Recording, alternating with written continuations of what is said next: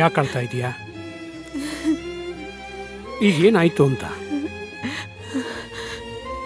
ಯಾರೋ ಬಂದು ಮನೆಗೆ ಧಮಕಿ ಹಾಕಿ ಹೋಗ್ಬಿಟ್ರೆ ನಾವು ಹೆದರ್ಕೊಂಡ್ಬಿಡೋದಾ? ಅವಳಿಂದ ಏನೂ ಮಾಡೋಕ್ಕಾಗಲ್ಲ. ಧೈರ್ಯವಾಗಿರು. ಹೇಗ್ರಿ ಧೈರ್ಯವಾಗಿರ್ಲಿ? ಅವರು ನಿಮ್ಮ ಮೇಲೆ ಅಟ್ಯಾಕ್ ಮಾಡಿದ್ದಾರೆ, ಪಾವನಿ ಮೇಲೂ ಅಟ್ಯಾಕ್ ಮಾಡಿದ್ದಾರೆ. ಅವರು ನಮ್ಮ ಸಂಸಾರನ ಹಾಳು ಮಾಡಬೇಕು ಅಂತ ಇದ್ದಾರೆ ರೀ. ಅವರು ನಮ್ಮನ್ನ ನೆಮ್ಮದಿಯಾಗಿರಕ್ ಬಿಡಲ್ಲ ರೀ. ನಾನು ನಿನ್ನ ಗಂಡ ಇನ್ನೂ ಬದುಕಿದ್ದೀನಿ. ನಾನಿರೋವರೆಗೂ ಅವ್ರು ಏನೂ ಮಾಡೋಕ್ಕಾಗಲ್ಲ. ಹಾಗೂ ಒಂದು ವೇಳೆ ಅವಳೇನಾದರೂ ಮಾಡಿದರೆ ಅವಳೇ ಇರಲ್ಲ. ನೀನು ಸಮಾಧಾನ ಮಾಡ್ಕೊ, ಅಳಬೇಡ ಪ್ಲೀಸ್. ಯಾಕ್ರಿ ನನ್ನ ಹತ್ರ ವಿಷಯನ ಮುಚ್ಚಿಟ್ರಿ? ಅವ್ನು ನಿಮ್ಮ ಮೇಲೆ ಅಟ್ಯಾಕ್ ಮಾಡಕ್ ಬಂದಿದ್ದ ಅಂತ. ನಿಮ್ಗೇನಾದ್ರೂ ಆದ್ರೆ ನಾನು ಬದುಕಿರ್ತೀನ?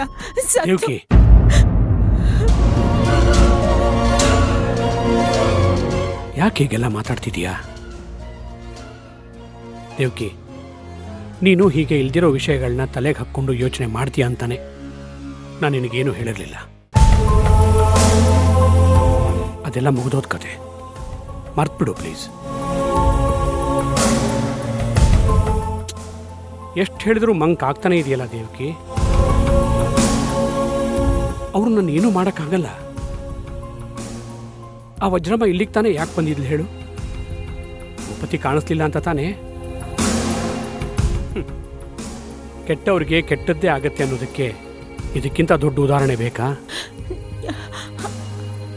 ಅವ್ರಿಗೇನಾಗುತ್ತೋ ಗೊತ್ತಿಲ್ಲ ನನಗೆ.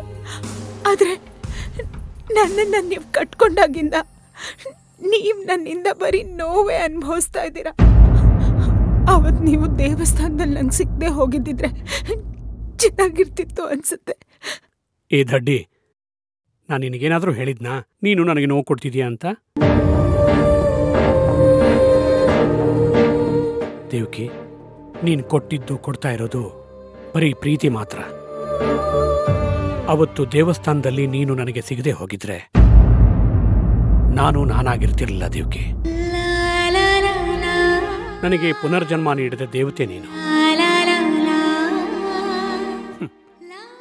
ಬರಡು ಭೂಮಿಯಾಗಿದ್ದ ನನ್ನ ಬದುಕನ್ನ ಹಚ್ಚ ಹಸಿರು ಮಾಡಿದವಳು ನೀನು.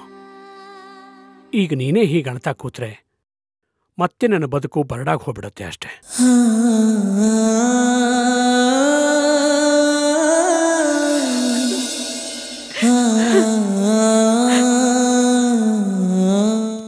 ಸಮಾಧಾನ ಮಾಡ್ಕೊ.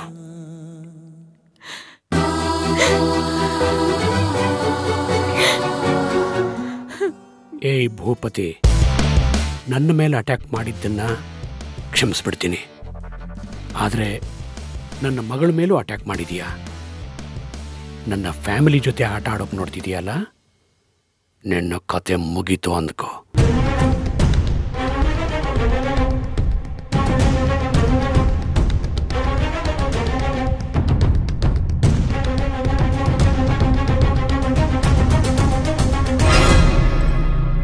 ಸದ್ಯ ಆ ವಜ್ರಮ್ಮ ನನ್ನ ಹೆಸರು ಹೇಳಿಲ್ಲ.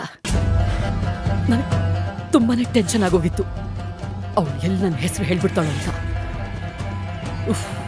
ನಿನ್ನ ಅದೃಷ್ಟ ಚೆನ್ನಾಗಿತ್ತು, ಅದಕ್ಕೆ ಹೇಳಿಲ್ಲ ಅವಳು. ಅದಕ್ಕೆ ಹೇಳೋದು ನನ್ನ ಮಾತು ಕೇಳು ಅಂತ. ನಿಮ್ ಮಾತು ಕೇಳಿದ್ರೆ ಯಾವ ಲೆವೆಲ್ಗೆ ಇಳಿಬೇಕಾಗುತ್ತೆ ಅಂತ ನನಗೆ ತುಂಬಾ ಚೆನ್ನಾಗಿ ಗೊತ್ತು. ನೀವ್ ಸ್ವಲ್ಪ ಸುಮ್ಮನೆ ಇದ್ರೆ ತುಂಬಾ ಒಳ್ಳೇದು. ನನಗಿಲ್ಲಿ ಟೆನ್ಷನ್ ಆಗ್ತಾ ಇದೆ. ಆ ವಜ್ರಮ್ಮ ಬಂದಿದ್ದು ನನ್ನ ಮೇಲಿನ ಕೋಪಕ್ಕೆ, ಆದ್ರೆ ಇಲ್ಲಿ ಆಗಿದ್ದೆ ಬೇರೆ. ಬರೀ ಭಾವನ ಮೇಲೆ ಕೂಗಾಡ್ಕೊಂಡು ಹೊರಟೋದ್ಲು. ಅವಳ ಲೆಕ್ಕಾಚಾರ ಏನು ಅನ್ನೋದೇ ಗೊತ್ತಾಗ್ತಾ ಇಲ್ಲ. ಅವಳು ಯಾಕೆ ನನ್ನ ಹೆಸರು ಎತ್ತಲಿಲ್ಲ ಅಂತ.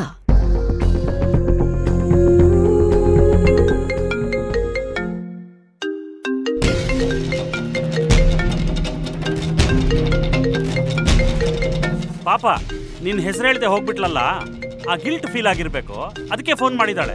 ತಗೋ ಮಾತಾಡು.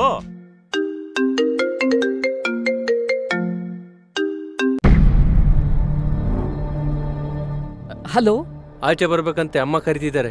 ಏನು? ನಾನ್ ಆಚೆ ಬರ್ಬೇಕಾ? ನೀವು ಬರ್ಲಿಲ್ಲ ಅಂದ್ರೆ ಅವರೇ ಒಳಗ್ ಬರ್ತಾರಂತೆ. ಅಯ್ಯಯ್ಯೋ, ಬೇಡ ಬೇಡ ಬೇಡ, ನಾನೇ ಅಲ್ಲಿಗೆ ಬರ್ತೀನಿ.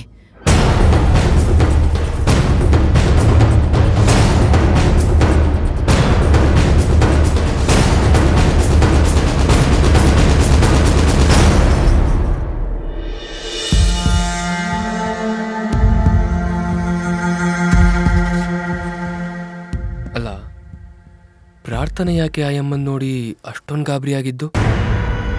ಗಾಬರಿ ಆಗುವಂಥದ್ದೇನಿದೆ? ನೋ, ಅವರಷ್ಟು ಸುಲಭಕ್ಕೆ ಹೆದರೋ ಕ್ಯಾರೆಕ್ಟರ್ ಅಲ್ಲ.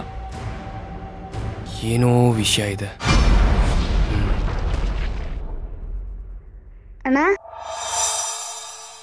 ಏ ಸೂರ್ಯ, ಪ್ರಾರ್ಥನೆ ಎಲ್ಲೋ? ಎಲ್ಲಾದ್ರೂ ನೋಡಿದ್ಯಾ? ಇಲ್ಲ ಅಣ್ಣ, ಯಾಕೆ? ಅವ್ರ ಹತ್ರ ಸ್ವಲ್ಪ ಅರ್ಜೆಂಟಾಗಿ ಮಾತಾಡಬೇಕಿತ್ತು. ಇಲ್ಲ, ಎಲ್ಲರೂ ಇರ್ತಾರೆ, ಬಾ ನೋಡೋಣ. ಏಯ್ ಇರು, ಯಾರಾದ್ರೂ ನೋಡಿದ್ರೆ ಕಷ್ಟ. ಅದರಲ್ಲೂ ಆ ನಿಮ್ ವಿಲನ್ ಆಂಟಿ ನೋಡ್ಬಿಟ್ರೆ ಅಂತೂ ನಾವು ಸತ್ವಿ. ಇರೋ ನಿಮಿಷ, ಬಾಲ್ ನೋಡೋಣ. ಈ ಭೂಪತಿ ಯಾರು? ನನ್ ಮೇಲೆ ಅಪ್ಪನ ಮೇಲೆ ಯಾಕೆ ಅಟ್ಯಾಕ್ ಮಾಡ್ದ? ಅಕ್ಕಂಗೆ ಇವನ್ ಬಗ್ಗೆ ಗೊತ್ತಿರ್ಬೋದಾ? ಗೊತ್ತಿದ್ರು ಅವಳು ಬಾಯ್ ಬಿಡಲ್ಲ. ಮತ್ತೆ ನಾನು ಹೇಗಿದ್ದನ್ನೆಲ್ಲ ತಿಳ್ಕೊಳ್ಳೋದು?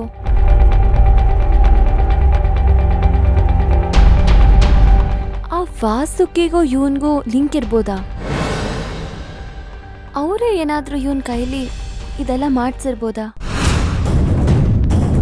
ನಮ್ಮೇಲೆ ಅಟ್ಯಾಕ್ ಮಾಡೋ ಏಕೈಕ ಶತ್ರು ಅಂದ್ರೆ ಆ ವಾಸುಕಿನೇ ಇರಬೇಕು. ನಾನು ಹೇಗಾದ್ರೂ ಮಾಡಿ ಇದನ್ನೆಲ್ಲ ತಿಳ್ಕೊಳ್ಬೇಕಲ್ಲ.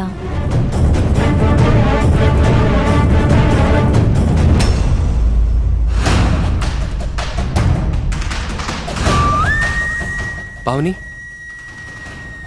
ನಿಮ್ಮ ಅಕ್ಕ ಎಲ್ಲಿ? ಎಲ್ಲೂ ಕಾಣಿಸ್ತಿಲ್ಲ. ಅಕ್ಕನ ಗೊತ್ತಿಲ್ಲ, ಅವಳು ನೋಡ್ಲಿಲ್ಲ. ಹೌದಾ? ಯಾಕೋ, ಏನಾದ್ರೂ ಸೀರಿಯಸ್ ವಿಷಯನಾ?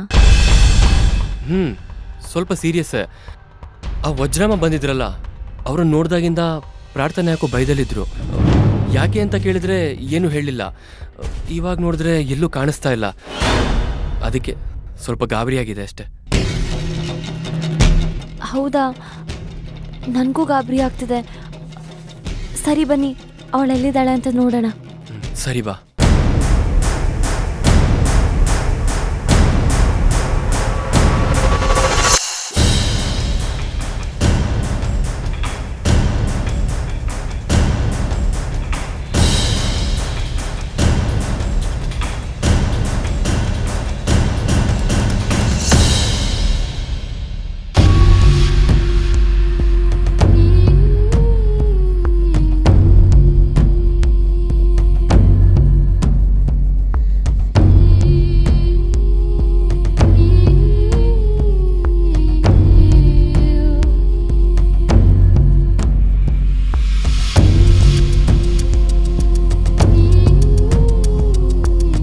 ವಜ್ರಮ್ಮ, ನನ್ನ ಯಾಕೆ ಇಲ್ಲಿಗೆ ಬರೋಕ್ ಹೇಳ್ದೆ? ಮನೆಯವ್ರು ಯಾರಾದ್ರೂ ನೋಡಿದ್ರೆ ಏನ್ ಕತೆ? ನೋಡ್ರೋ, ನೋಡಿ, ಮೇಡಮ್ಗೆ ಭಯ ಆಗ್ತಿದ್ಯಂತೆ.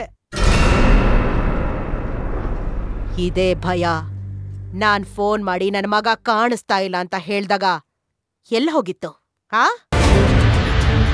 ನೋಡು ವಜ್ರಮ್ಮ, ನಿನ್ ಮಗ ಎಲ್ಲಿ ಅಂತ ನನಗ್ ನಿಜವಾಗ್ಲೂ ಗೊತ್ತಿಲ್ಲ. ನನ್ನ ಮಗನ್ಗೆ ಡೀಲ್ ಕೊಟ್ಟೋಳೆ ನೀನು. ನಿನಗೆ ನನ್ನ ಮಗ ಎಲ್ಲಿ ಹೋದ ಅಂತ ಗೊತ್ತಿಲ್ವಾ? ಇಲ್ಲಿ ನೋಡು, ನಿನ್ ಮಗನ್ಗೆ ನಾನು ಡೀಲ್ ಕೊಟ್ಟಿದ್ದೇನೋ ಸತ್ಯ, ಆದ್ರೆ ನಿನ್ ಮಗ ಮಾಡಿದ್ದೇನು? ಹೇಳಿದ ಕೆಲ್ಸನ್ನು ಮಾಡೋಕಾಗದೆ ಹೇಡಿ ತರ ತಲೆ ಮರೆಸ್ಕೊಂಡು ಓಡೋಗಿದ್ದಾನೆ. ನಾನೇ ಇಲ್ಲಿ ಅವನ ಬೈಕೊಂಡು ಓಡಾಡ್ತಾ ಇದ್ರೆ ನೀನ್ ಬೇರೆ ಇಲ್ಲಿಗೆ ಬಂದು ನನ್ನ ಮಗ ಇಲ್ಲಿ ಅಂತ ನನ್ನ ತಲೆ ತಿಂತಾ ಇದೀಯಾ? ಏನು, ನನ್ನ ಮಗ ಮಿಸ್ಸಿಂಗ್ ಆಗಿರೋದು ನಿನಗೆ ತಲೆನೋವಾ?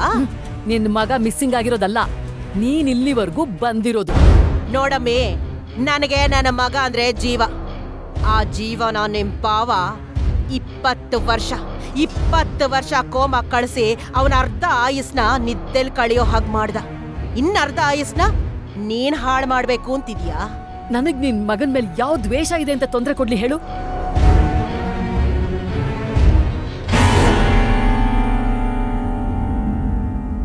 ವಜ್ರಮ್ಮ, ನನಗ್ಯಾಕೋ ನನ್ ಬಾವನ ಮೇಲೆ ಅನುಮಾನ ಬರ್ತಾ ಇದೆ. ಅವನೇನ್ ಸಾಮಾನ್ಯವನಲ್ಲ. ಅವನೇ ಯಾಕೆ ಭೂಪತಿಗೇನಾದ್ರೂ ಮಾಡಿರ್ಬಾರ್ದು? ಇಲ್ಲಿಗ್ ಬರಕ್ ಮುಂಚೆ ನಾನು ಹಾಗೆ ಅನ್ಕೊಂಡಿದ್ದೆ. ಆದ್ರೆ ಆನಂದ ನನ್ನ ಮಗಂಗೆ ಏನು ಮಾಡಿರೋಕ್ ಸಾಧ್ಯ ಇಲ್ಲ. ಯಾಕೆ ಅಂದ್ರೆ ನಾನ್ ಯಾವತ್ತೂ ಆನಂದನ ಮಗಳನ್ನ ಟಾರ್ಗೆಟ್ ಮಾಡಿದ್ನೋ ಆವತ್ತೇ ಅವನು ನನ್ನ ಮಗನ್ನ ಟಾರ್ಗೆಟ್ ಮಾಡ್ಬೇಕಿತ್ತು. ಆದ್ರೆ ಅವನು ಏನು ಮಾಡಿಲ್ಲ.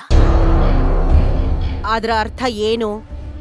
ಆನಂದನಿಂದ ನನ್ನ ಮಗಂಗೆ ಯಾವ ತೊಂದ್ರೆನೂ ಆಗಿಲ್ಲ ಅಂತ. ದೇವಸ್ಥಾನದ ಹತ್ರನೇ ಏನಾದ್ರೂ ಆಗಿರ್ಬಹುದಲ್ವಾ?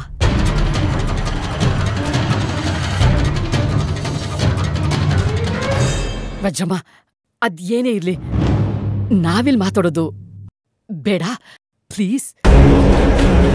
ಮನೆಯವರು ನೋಡೋದ್ಕಿಂತ ಮುಂಚೆ ದಯವಿಟ್ಟು ನೀವಿಲ್ಲಿಂದ ಹೊರಟೋಗ್ಬಿಡಿ. ಏನಾದ್ರೂ ಇಂಪಾರ್ಟೆಂಟ್ ವಿಷಯ ಇದ್ರೆ ನೀವಿರೋ ಕಡೆಗೆ ನಾನೇ ಬರ್ತೀನಿ, ಅವಾಗ ಮಾತಾಡೋಣ. ಇಲ್ ಬೇಡ ಪ್ಲೀಸ್. ಲೋ ಸೀನಾ, ಮೇಡಮ್ ಅವರು ನಾನಿರೋ ಜಾಗಕ್ಕೆ ಬರ್ತಾರಂತೆ.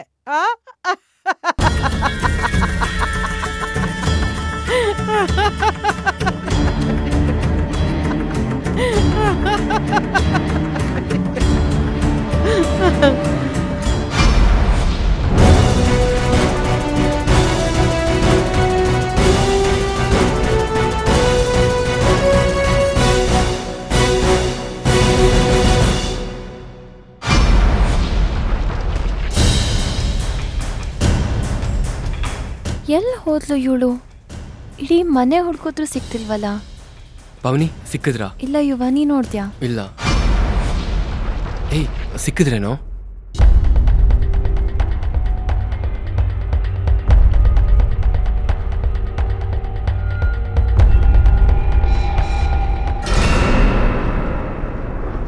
ಏ ಪಾವನಿ, ಏನು? ಅಲ್ಲಿ ನೋಡು ಅದಕ್ಕೆ.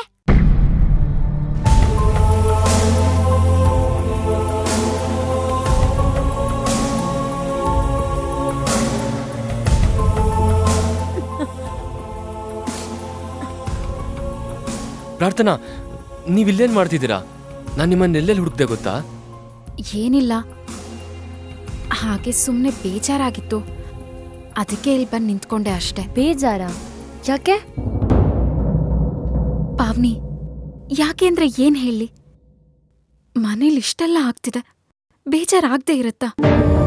ಅಷ್ಟಕ್ಕೆ ನೀನು ಇಷ್ಟು ಯೋಚನೆ ಮಾಡ್ತೀಯ ಅಂತ ನನಗನ್ನಿಸ್ತಿಲ್ಲ. ನೀನು ಬೇರೆ ಯಾವ್ದ್ರ ಬಗ್ಗೆನೋ ಯೋಚನೆ ಮಾಡ್ತಿದ್ಯಾ? ಬೇರೆನಾ? ಬೇರೆ ಏನ್ ಯೋಚನೆ ಮಾಡ್ಲಿ ನಾನು? ಭೂಪತಿ ಬಗ್ಗೆ.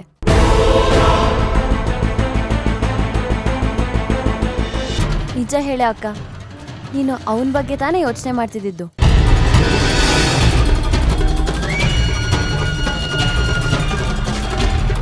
ಏನಿದು ಪ್ರಾರ್ಥನಾ? ಯಾರ್ದೋ ಬಗ್ಗೆ ಯೋಚನೆ ಮಾಡ್ಕೊಂಡು ನಮ್ಗೆಲ್ಲ ಎಷ್ಟು ಟೆನ್ಷನ್ ಕೊಟ್ಬಿಟ್ರಲ್ಲ. ಅಲ್ಲ, ಇದ್ರಲ್ಲಿ ಯೋಚನೆ ಮಾಡುವಂಥದ್ದೇನಿದೆ? ಇಷ್ಟೊಂದು ಸಾಫ್ಟ್ ನೇಚರ್ ಇದ್ರೆ ತುಂಬಾ ಕಷ್ಟ ಆಗತ್ತೆ. ಸಾಫ್ಟ್ ನೇಚರಾ?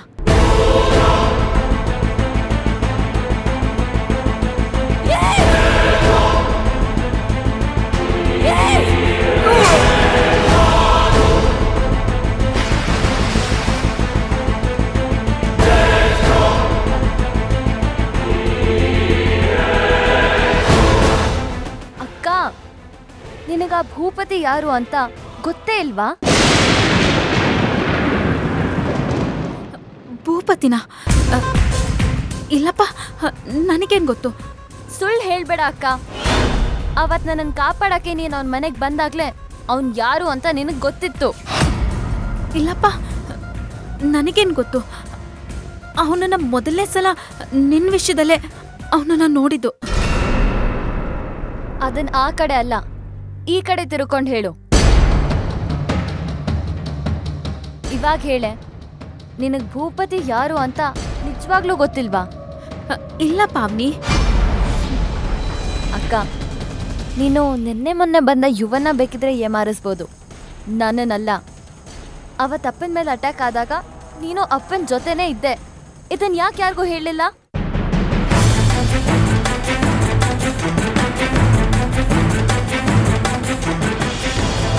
ಇವತ್ತು ಅವ್ನು ಯಾರು ಅಂತ ಗೊತ್ತಾಗ್ಲೇಬೇಕು. ಹೇಳೆ. ನೋ, ನನಗೇನು ಗೊತ್ತಿಲ್ಲ. Please leave me.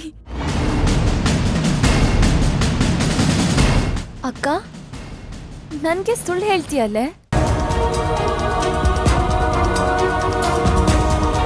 ಸರಿ ಬಿಡು, ನಿನ್ನ ಹತ್ರ ಕೇಳಿ ಏನು ಪ್ರಯೋಜನ ಇಲ್ಲ.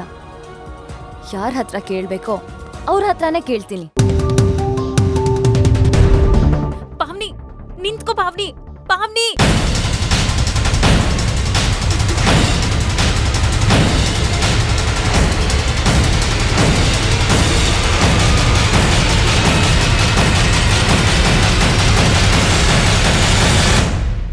ವಜ್ರಮ್ಮ, ಪ್ಲೀಸ್ ನೀನ್ ಇಲ್ಲಿಂದ ಬೇಗ ಹೊರಟೋಗು, ಇಲ್ಲಾಂದ್ರೆ ನನಗೆ ತುಂಬಾನೇ ಪ್ರಾಬ್ಲಮ್ ಆಗತ್ತೆ. ಆಯ್ತಾಯ್ತು, ಈಗ ಹೋಗ್ತೀನಿ. ಆದ್ರೆ ನಿನ್ನ ಮಾತ್ರ ಸುಮ್ಮನೆ ಬಿಡ್ತೀನಿ ಅನ್ಕೋಬೇಡ. ಏಯ್ ಬನ್ರೋ. ವಜ್ರಮ್ಮ, ಒಂದ್ ನಿಮಿಷ. ನಿನಗೇನು ಹುಚ್ಚ ತಾಯಿ? ಇದ್ರೆ ಹೋಗು ಅಂತ್ಯ, ಹೋದ್ರೆ ನಿಂತ್ಕೋ ಅಂತ್ಯ. ಏನಿಲ್ಲ, ನೀನ್ ಯಾಕೆ ಮನೇಲಿ ನನ್ನ ಹೆಸರು ಹೇಳಿಲ್ಲ? ಅಮ್ಮಣಿ, ನೀನು ಕೆಲ್ಸಕ್ಕೆ ಬಾರ್ದೇ ಇರೋ ಕೋಳಿ ಆಗಿದ್ದಿದ್ರೆ ನಿನ್ನ ಚೊರ್ರನ್ನಿಸ್ಬಿಡ್ತಿದ್ದೆ. ಆದ್ರೆ ನೀನು ಕೆಲ್ಸಕ್ಕೆ ಬರೋ ಕೋಳಿ. ನನ್ನ ಕೆಲಸ ಆಗೋವರೆಗೂ ನೀನು ಆ ಮನೇಲಿ ಇರ್ಬೇಕು. ಅದಕ್ಕೆ. ಏನು ನನ್ನಿಂದನಾ? ಏನ್ ಕೆಲ್ಸ ಆಗ್ಬೇಕು ನಿನ್ಗೆ? ನಿನ್ನಿಂದ ಏನೇ ಆಗತ್ತೆ, ಆ ಆನಂದನ್ನ ಮಟ್ಟ ಹಾಕೋಕೆ ನಿನ್ ಕೈ ತುಂಬಾ ಮುಖ್ಯ. ಅದಕ್ಕೆ ನಿನ್ನ ಕೈನ ಕಡಿದೆ ಹಾಗೆ ಬಿಡ್ತಾ ಇದ್ದೀನಿ. ಈಗ ಹೋಗಿ ನೆಮ್ಮದಿಯಾಗಿ ಮಲ್ಕೋ. ಆದ್ರೆ ನಿನ್ನ ನೆಮ್ಮದಿ ಉಳಿಯೋದು ನನ್ನ ಮಗ ಸಿಕ್ಕಾಗ ಮಾತ್ರ.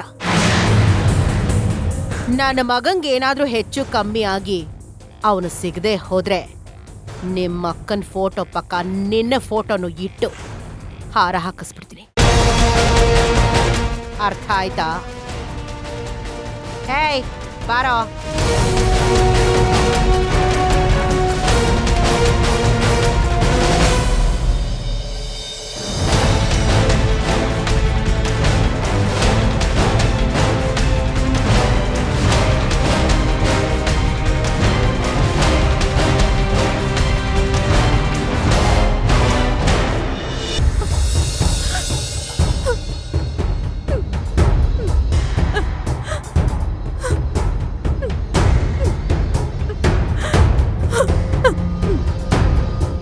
ಪ್ರಾರ್ಥನಾ ಅವರೇ, ಯಾಕೆ ಅಳ್ತಿದ್ದೀರಾ? ನಮ್ಮ ಫ್ಯಾಮಿಲಿ ರಿಸ್ಕ್ ಅಲ್ಲಿದೆ ಯುವ. ನನ್ನ ಫ್ಯಾಮಿಲಿನೇ ನನಗ್ ಸರ್ವಸ್ವ.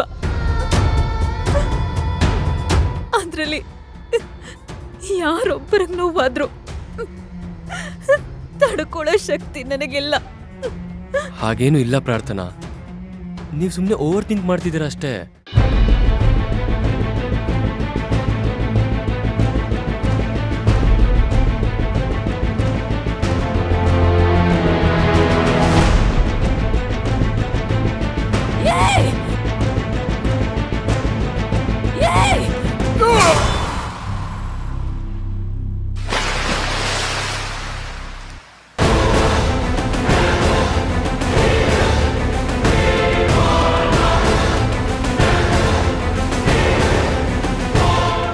ಯುವ, ನಾನು ತಪ್ಪು ಮಾಡ್ತೀನ?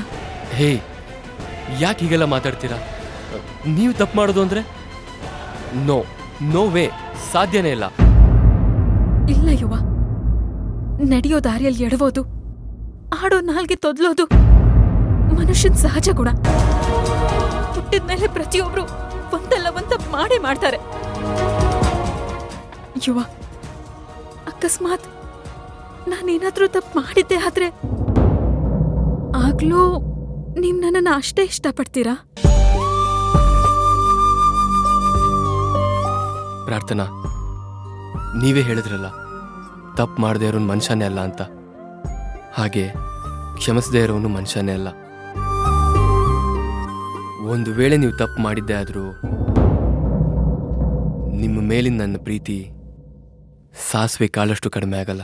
ಬಾಯಲ್ಲಿ ಬೀಸು ತಂಗಾಳಿ ಈ ನನ್ನಲ್ಲೇ ಇರುವಲ್ಲಿ ವಿಜ್ಞಾಪನೆ ಓ ಸೂರ್ಯನೇ ನೀ ಕೊಂಚ ತಂಪಾಗಿರು ಕೈ ಮುಗಿಯುವೆ ಓ ಮೇಘವೇ ತಾಯಿ